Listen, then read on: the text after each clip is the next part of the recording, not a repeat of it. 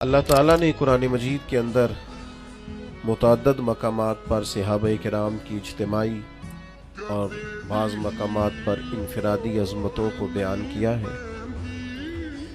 حضرت عبداللہ ابن عباس رضی اللہ تعالیٰ عنہ ارشاد فرماتے ہیں کہ حضرت مولا علی شیر خدا رضی اللہ تعالیٰ عنہ کے پاس 4 درہم تھے۔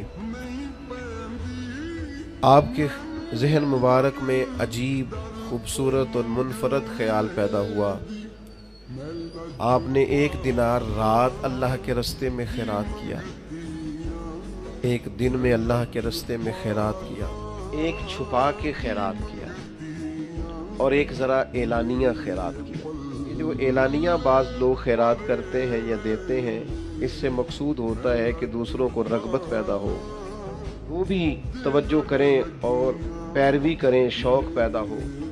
حضرت مولا علی شیر خدا کے اس خیال مبارک، اس حسن تخیل کو اور آپ کے اس انداز کو مالک کریم نے اتنا محبوب جانا، اللہ کو اتنا پسند آیا کہ اللہ تعالیٰ نے اسے قرآن مجید میں بیان کیا۔ فرمایا الذین ینفقون اموالہم باللیل والنہار،